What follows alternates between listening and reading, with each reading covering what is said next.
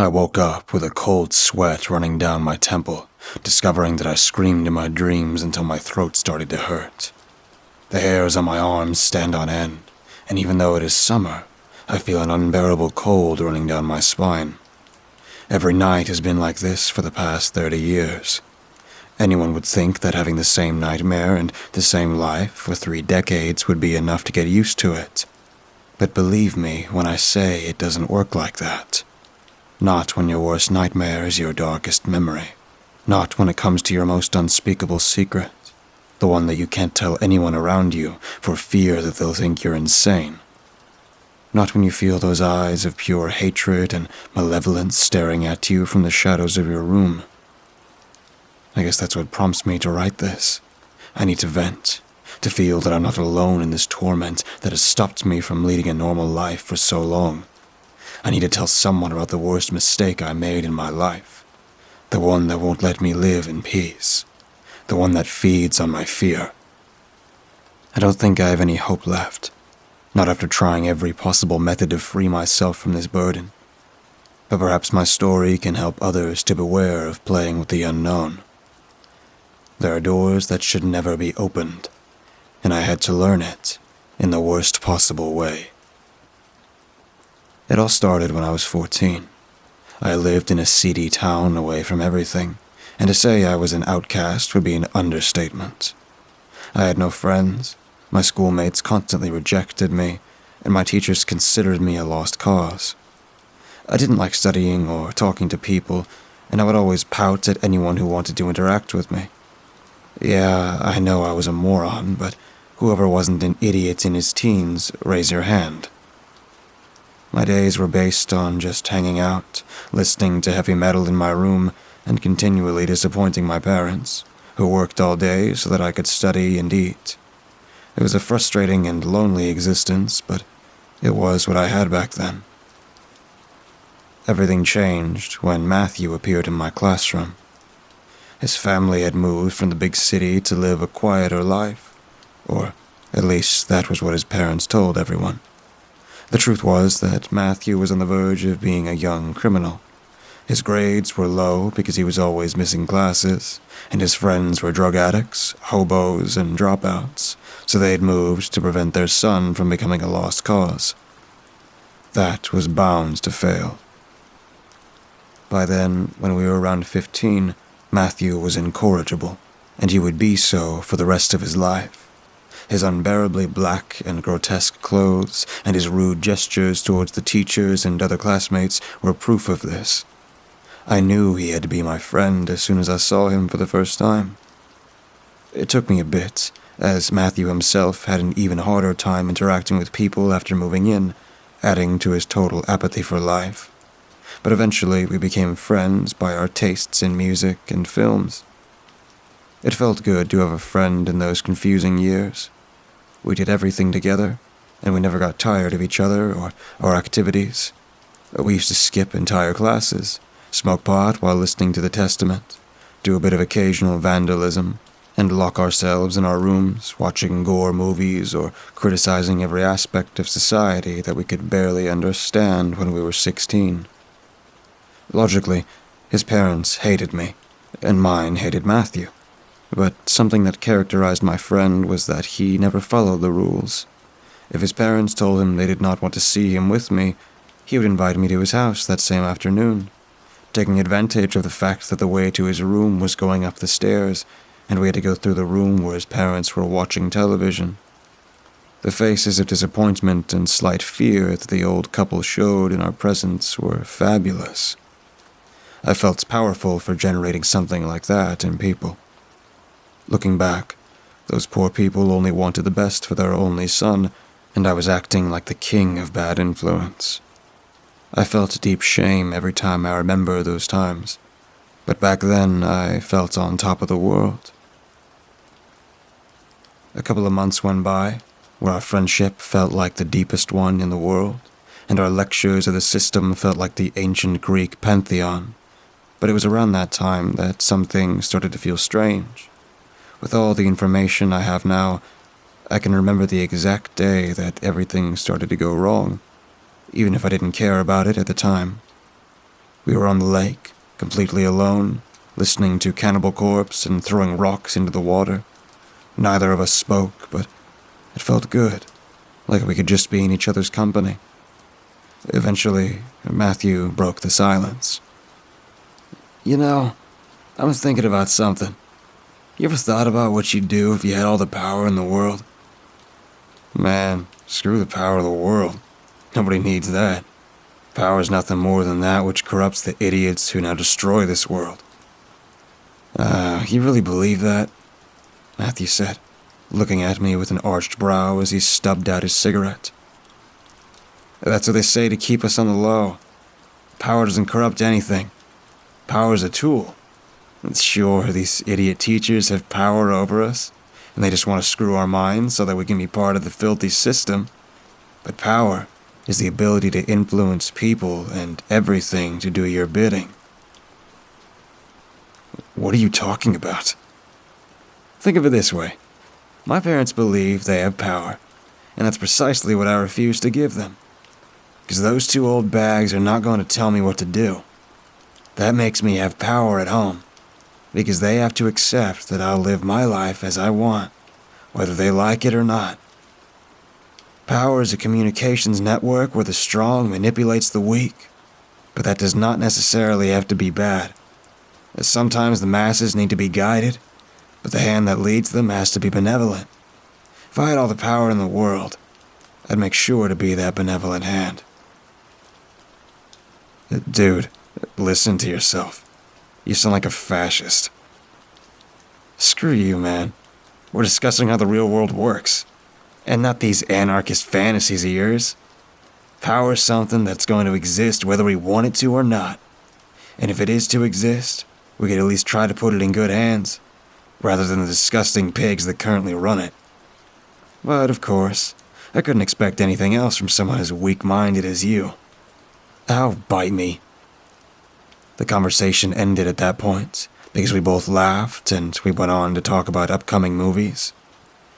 Yes, that's how we were. That kind of insulting demeanor was commonplace. That being the case, I didn't give it more importance and took it for what I thought it was. Another diatribe from my friend that pretended to pass for deep and reflective. I should have paid more attention to the slight obsession he was beginning to develop for power, and the ways to obtain it. From that moment on, Matthew began to get more and more strange, and I couldn't see it, because he was dragging me into his madness with him. If we used to watch Class B horror movies, now Matthew started looking for tapes that were directly associated with demons and summoning. If before we liked to read more ritualistic horror novels, now Matthew was interested in cosmic horror, or those works that involved demons and so on, with absolutely everything. My friend had become obsessed with demonology. I didn't pay attention to it, because, after all, they were all still things associated with the horror that we had already shared. But after a point, it became tedious. Even his old antisocial dissertations had been replaced by incoherent speeches about the supposed hierarchies of hell. Matthew had changed quite a bit in personality, too. He used to get agitated frequently when talking about such things, whereas before he was calmer. His eyes would grow wide whenever he spoke of these weird names, and he would sweat frequently. I know what you're thinking, and you're right. I must have noticed that something was horribly wrong since then, but this happened over the course of months, and it was so gradual that I didn't realize it. I was too busy dealing with my own misery to think of anything else. It's something I'm going to have to deal with for the rest of my life. However, the worst thing about this time was the day before the events that destroyed our lives forever. It was a summer day, and a particularly hot one. It was so hot that I had already given up wearing black clothes. I remember I was wearing a ripped jean shorts and an aqua green t-shirt. I was in the park with Matthew where we used to smoke weed, and he was wearing a black Iron Maiden t-shirt. I could see the sweats running down his forehead at an even stronger rate than usual. In any case, his talk bored me, so I decided to tease him a bit. Man, why don't you take off that shirt? It's too hot. That album sucks anyway. I expected Matthew to laugh, but he turned even paler than he usually was. I should have understood that he was hiding something, but at the time, I only saw another way to annoy my friend. What's up? Does it bother you to go shirtless in front of a man? That's pretty gay. You're gay. Well, now that I think about it, yeah, I think I'm gay. I want you, Matthew. I want to make love to you, I said, jumping while laughing and trying to take his shirt off. He struggled, but I was stronger than him, so it wasn't long until I managed to rip his right sleeve off, and I saw something that shook me completely. On his arm was a pentagram carved with a knife. The wounds indicated that the cuts had been fresh, but the blood was already coagulated on the design. It was a rustic drawing, and you could tell that Matthew had to stop several times because of the pain, but there it was. It was certainly a pentagram, one that my friend had carved into his skin. I got up, shocked by the revelation. I didn't know what to do or say, and I could see from Matthew's face that he didn't know either. His face was a mixture of shame, confusion, fear, and a strange madness that gave his black eyes a particular sparkle. I couldn't say a word, and I didn't have to, because he turned and ran. I did not follow him. Even if I'd been able to catch him, I wouldn't have known what to say. And the truth was that I didn't feel like talking to him either. That night, as I stared at the ceiling in my insomnia, all the details began to fill into my mind. My best friend, my only friend, was completely obsessed about some occult practices. And no one but me was going to save him.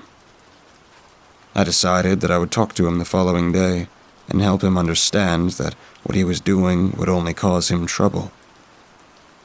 As you can imagine, the day after that did us no favors.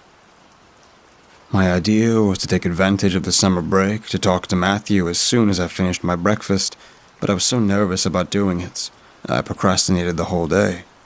After all, there was too much dirt in my house to go outside, right? Believe me, I discussed myself as much as I discussed you, but I was an idiotic teenager who lacked emotional intelligence. Ignoring problems instead of facing them was the best thing I could think of at the moment. By the time I realized it, the sun had already set, and I was too tired to go out anyway. So I decided to go to sleep and let tomorrow take care of it. As soon as I closed my eyes, my mother appeared with the telephone in hand. "Honey, someone's looking for you," she said in the shy voice she always used. Reluctantly, I accepted the call. "Hello?" "Midnight, at the lake. Don't even think about missing it," said Matthew's unmistakable voice, hanging up the phone without giving me a chance to answer. All the fatigue left me in that instant. I'd assumed that Matthew would be as nervous as I was, but that call told me otherwise. It was not unusual for us to hang out at midnight, but with what had happened the day before, and my friend's refusal to give me any details, the whole situation indicated something was wrong. I knew going there would be crazy, but after all, that madman was still my best friend, and I wasn't going to leave him alone. I went against all the most basic instincts and every ounce of common sense, and left my house, as usual, under the sight of my disappointed parents. Each step to the lake was an endless ordeal, but I finally arrived, with my heart in my throat. The circle of burning candles confirmed the exact place where Matthew was. "Man, what is this?" I asked, not caring about the fact that my nervousness was obvious. "Dude, we have to talk, and you know it. Don't deny me that you were avoiding me all day." I couldn't speak, knowing that anything I would say would be a lie, or it would make the situation worse. Fortunately, I didn't have to wait too long until he resumed the conversation. "It's fine. I understand it. I haven't been honest with you lately, but I just needed to make sure everything went smoothly before taking the next step. Do you remember what I told you about having power? I nodded, unable to answer.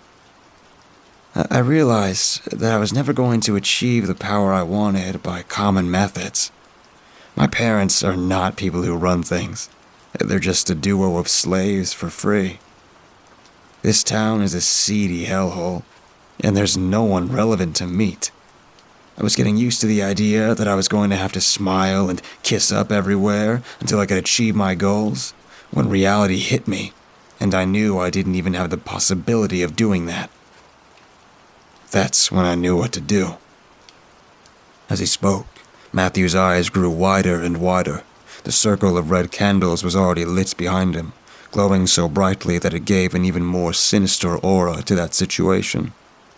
I wanted to scream, but my vocal cords refused to answer me. It was there when I learned about the hidden powers, and how we can manipulate nature and demons at will. And most of the people are sheep, who refuse to see the power in front of their eyes. But I refuse to be a regular guy of this slave society. I'm going to learn to handle all of this, and I'm not going to be one of the crowd. And I called you because I want you to see the first step in my crusade. I'm going to practice my first exorcism. Don't you mean exorcism? No, you moron. An exorcism is extracting a demon or a ghost from a human body. What I'm about to do is the exact opposite. I plan to tie a spirit to an object so that it is tied to my will. It's a pretty simple process, but it doesn't have a name yet, so I decided to name it exorcism. But sure, I shouldn't have expected an idiot like you to get it. My jaw dropped at the statement. What I was hearing was so irrational that I simply couldn't believe what I had just heard. Matthew was smiling, but he must have realized I was scared, because his face quickly changed to concern.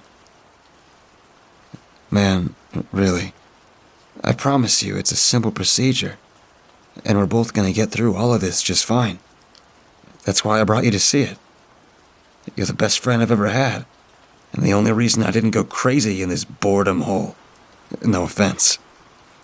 I didn't want to do this without you, my brother. Matthew. Seriously, dude. You can't do this. It's too late, man. I'm going to do it. Look at the circle. I obeyed and noticed something that I had not seen until that moment. In the middle of that circle of candles was a battered teddy bear. It was missing an eye and an ear, and the moths had eaten much of its left leg, but it was perfectly distinguishable that it was a 2-foot bear. Matthew stood in the center of the circle and pulled a knife from his waistband. I wanted to go over to stop him, but he pointed his knife at me, stopping me instantly. Tom, seriously, you don't want to intervene in this. I told you the process is simple, but that's only because I know every step perfectly. You don't want to get into this. I love you, but understand this. If I have to choose between this and you will always lose. Something in Matthew's expression told me that he wasn't lying, so I stood there, frozen, terrified and praying to myself that none of this was real, even if it meant that my friend might react in the worst way. Matthew returns to what he was doing, cutting open his right palm and letting 5 drops of his blood fall on the mutilated parts of the bear. When he finished, he removed his hand from the teddy bear and let the rest of the blood drip onto the ground without any form. He started whispering something that I couldn't understand, but that was clearly some kind of spell. I could see his entire body shaking as if he was possessed by what he was doing. When he stopped speaking, he was silent for a few moments before dropping the doll on the floor and slowly walking over the circle of candles without looking back. He let a couple of minutes pass before speaking. "Wake up, son of darkness." Nothing happened. As the minutes passed, and there were no changes in the environment, I began to believe that my best wishes had been fulfilled, and that all this had been a lie. But I looked at Matthew, and confirmed that it was not the case. He didn't look discouraged, not even a bit. He was as immersed and excited as at first, with those excruciating beads of sweat running down his forehead. I wanted to talk to him to get out of that trance, but I couldn't find the words, and it wasn't a good idea to bug a madman with a knife. Out of nowhere, an atrocious noise sounded from the lake. As far as I can explain, it was a mixture of the most powerful thunder I had ever heard, with the roar of an unknown animal, which was tinged with pure evil. I can't describe how cold the chill was that ran down my spine. I wanted to turn around and run, but Matthew's voice stopped me. "Easy, Tom. That means it worked." My heart raced so much that I felt it about to burst from my chest. Matthew had just summoned a demon, and there he was, grinning, with his eyes blazing with euphoria, as if he'd discovered treasure. Now I was part of all that infernal madness. "Spirit, your master demands to know the name of his new creature," Matthew yelled, drunk with power. "No, I don't think I will," replied a deep, sarcastic voice. The noise was coming from all directions. You could tell from the tone in that voice, whatever it was amused by the whole situation. I saw Matthew again, and this time, his face was more pale than I've seen before in his life. His enthusiasm had been replaced by an aura of defeat and utter terror. Little by little, I started to realize the truth, and I felt my legs loosen. Something had gone terribly wrong. "What's wrong, little one?" The voice spoke again. "Do you think you were this great sorcerer? That you were going to chain me to that flea bear for life? I suggest you review the steps. I mean, if you really know them."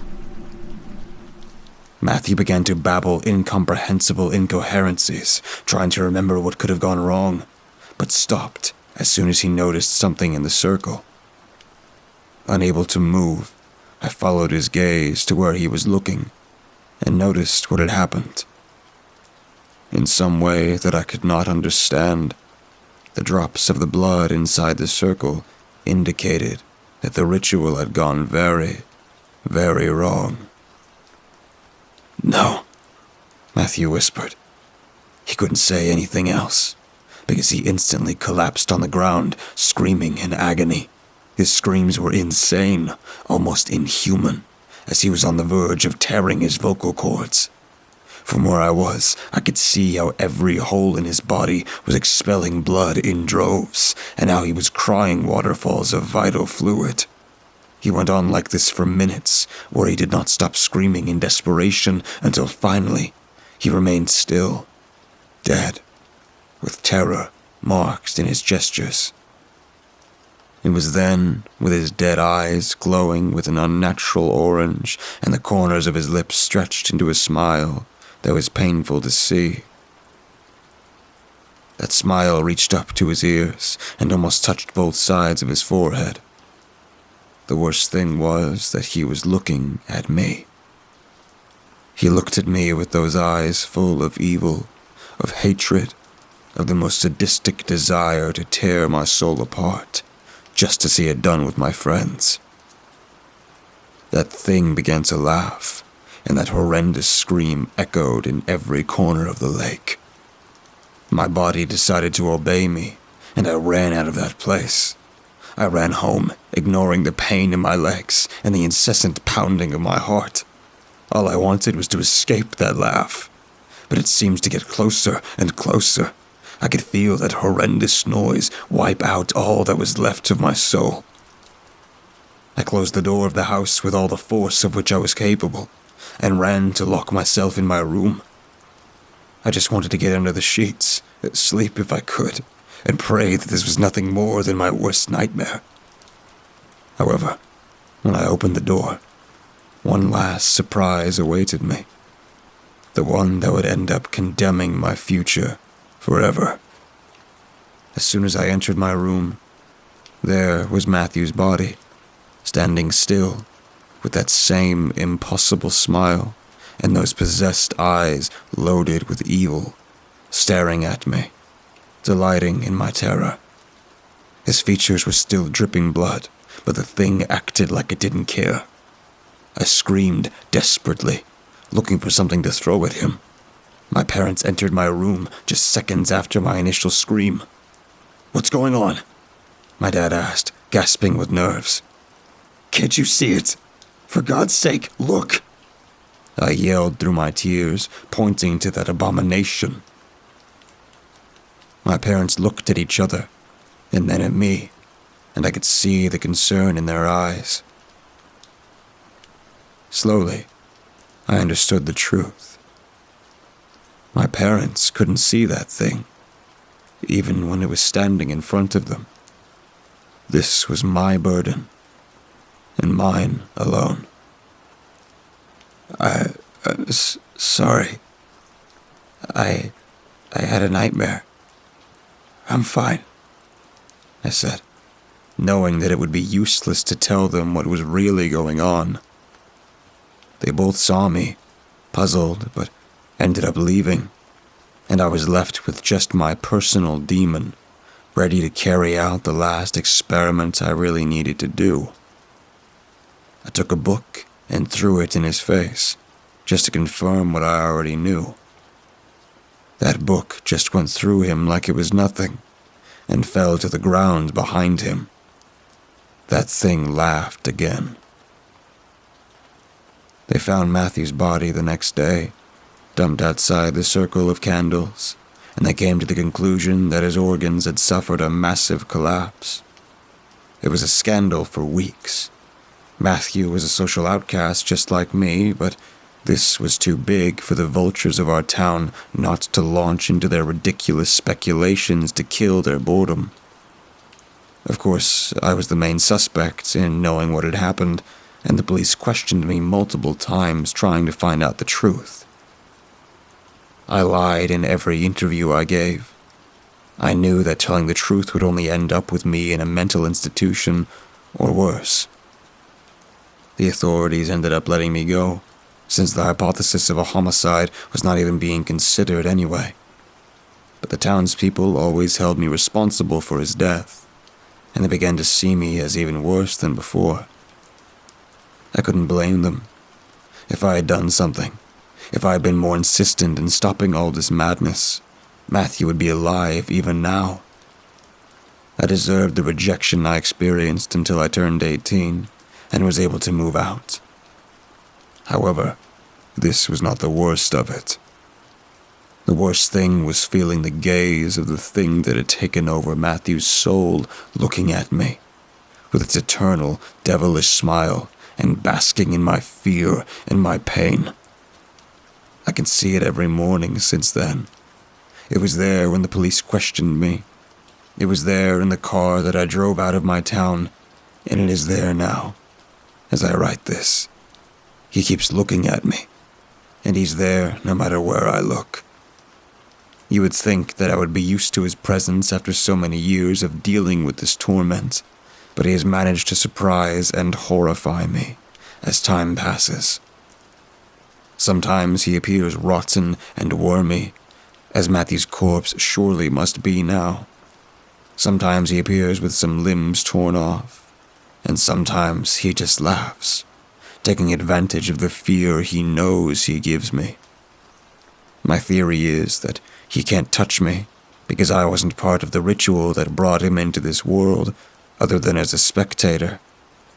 But he doesn't need that to hurt me. The wounds he has left on my soul are never going to heal, no matter how hard I try. I am afraid to even take my own life, because I know that he will most likely harvest my soul and make me live a hell even worse than its shattered life. I know that I am hopeless, and that I am doomed to suffer for all eternity and more. But this is a message for all of you, for anyone who needs to hear it. Never, ever mess with the supernatural.